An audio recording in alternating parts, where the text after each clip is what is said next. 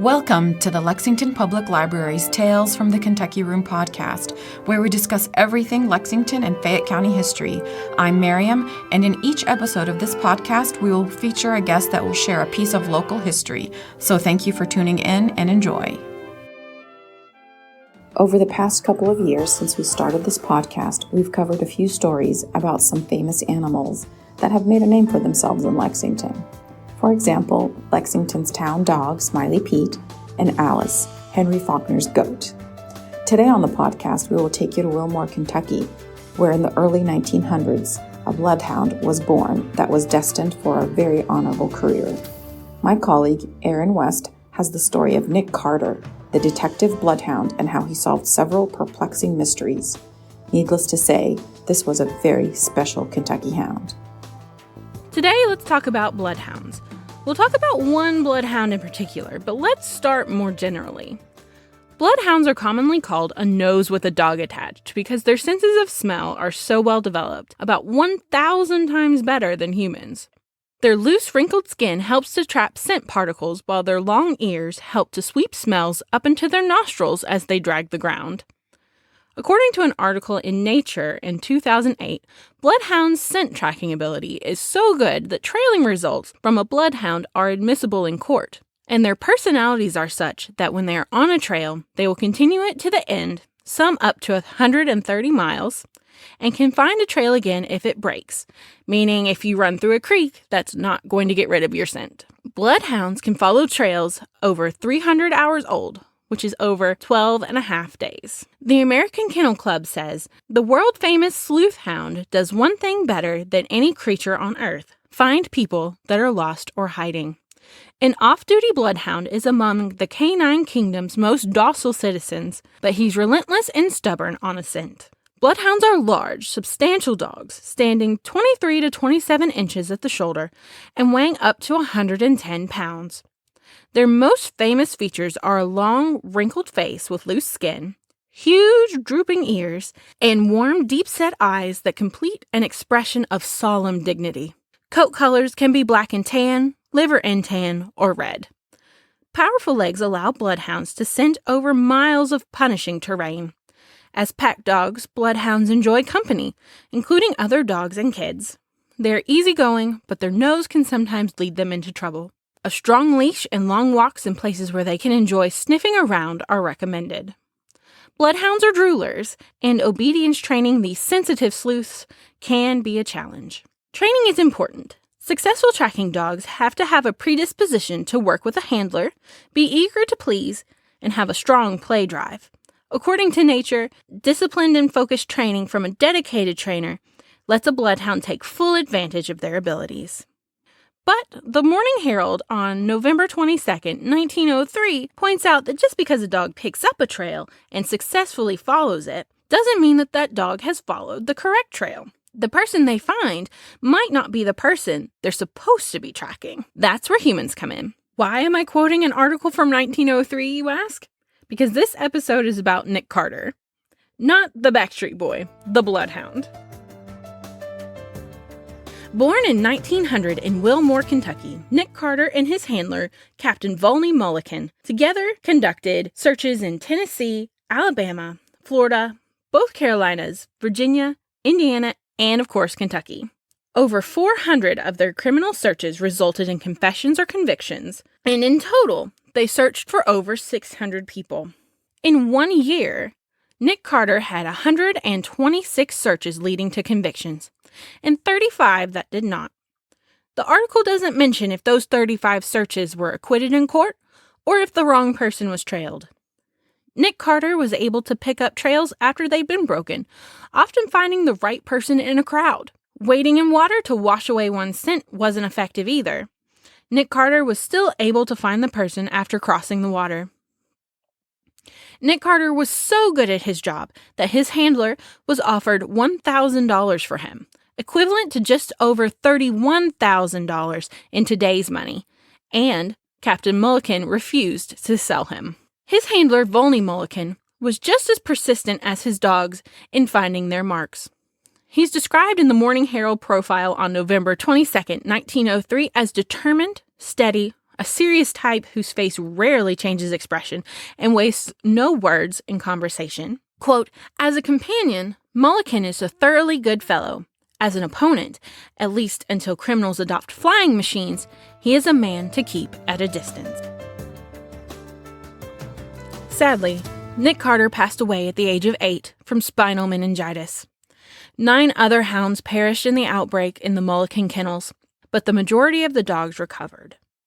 Nick Carter's obituary ran in the Lexington Leader on Wednesday, April 8, 1908. The obituary noted that Nick Carter's son, Nick Carter Jr., possessed many of the same traits that made Nick Carter a good hunter. He was expected to be able to surpass his father in skill and eventually replace his father as head of the Mullikin kennels. Volney Mullikin died April 15, 1931, of the flu and pneumonia at the age of 60. His daughter maintained his kennel after his death. Let's end this episode by going over some of Volney Mullikin's and Nick Carter's most famous hunts. Probably the most famous feuding families in the United States are the Hatfields and the McCoys. In Captain Mullikin's obituary, it said that he and the dogs from his kennel helped to capture members of both families on the Kentucky-Virginia border, near Pikeville. Nick Carter hadn't been born yet, and the dogs he used were not named in the obituary. In Indiana, Mullikin and his dogs located a baby girl who'd wandered away from her father into the woods. She'd been missing for several days by the time the dogs were brought in, but was found safe and sound and returned to her family. In Knox County, Nick Carter found a trail for an arsonist and followed the trail for 22 miles. When the suspect was found, he confessed immediately. Volney Mullikin describes his longest chase as of 1903 in the Morning Herald feature article about him and his dogs. It's called A 50-Mile Chase. The longest chase I remember was 50 miles after the men who robbed the post office safe at Irvin. I got there at noon on the day following the burglary. The dogs were taken into the store. Both went abreast through the window by which the robbers, who had secured $511, made their exit. Their course was down the Clay City Road, through the hills to a water gap. Here the trail was lost. After a delay of several hours, the scent was again found a mile up from the creek. From this point, the dogs carried the party to an old iron furnace when fresh signs of the safe blowers were found. From this on, the trail was hot for several hours, being over mountains and through valleys. Another stream was reached, and again the dogs faltered. Leading one on each bank, the trail was found, and the chase continued until midnight. Precipices made work in the dark perilous, and we waited until dawn. Inquiring at a house to which the dogs led, we learned that 3 men had asked for food at breakfast time. The chase ended about noon at a cabin on the railroad where a suspicious character lived. He was not at home, but was one of the 3 men subsequently arrested.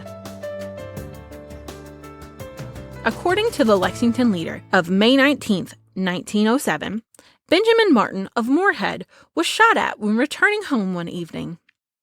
The suspect was a, quote, old enemy by the name of John Collins.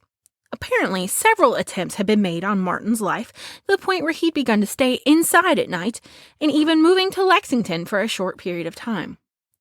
He'd managed to escape the latest attempt by dropping to his stomach on a footbridge after hearing a noise like someone clearing their throat. 2 shots were fired at him. He raised his own gun and fired 5 shots back at the form of a man running away. After that, Captain Mullikin was brought in to search for the suspect. The trail was broken by water, so the tracking was slow. The dogs finally arrived at the home of John Collins. Officers asked Collins if he could explain how his shoes, covered with wet mud, matched the shoe prints at the scene.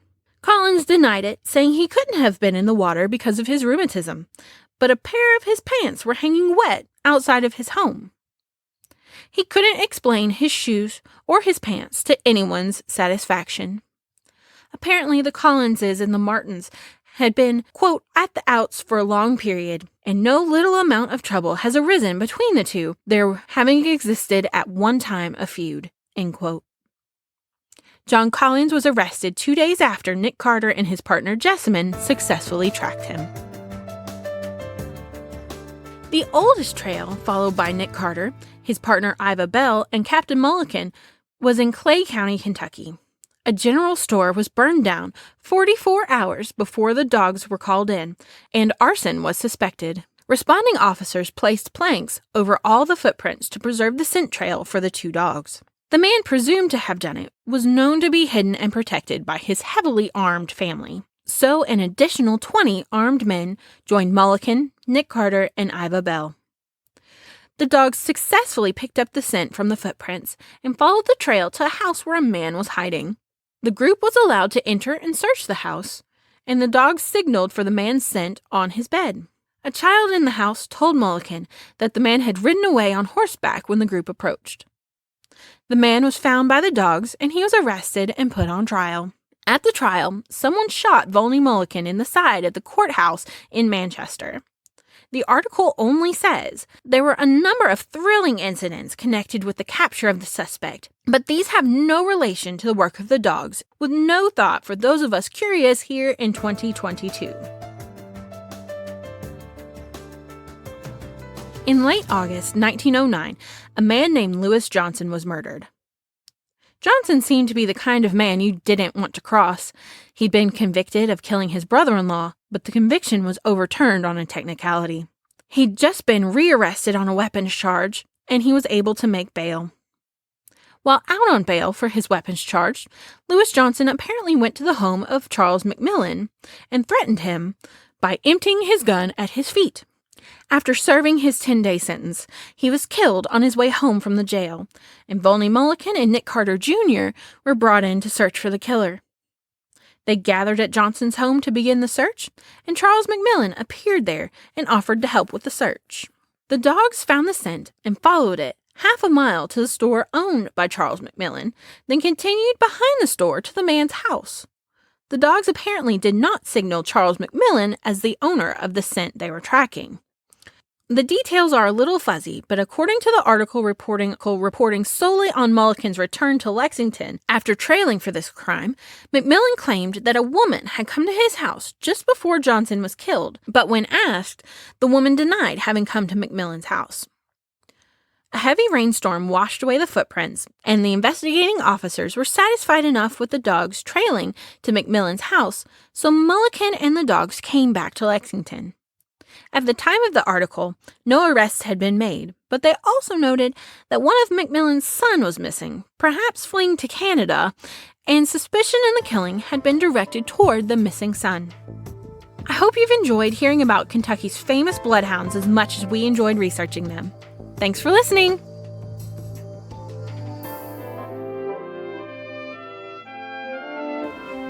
Thanks for listening to Tales from the Kentucky Room, a podcast brought to you by the Central Library's Kentucky Room staff at the Lexington Public Library.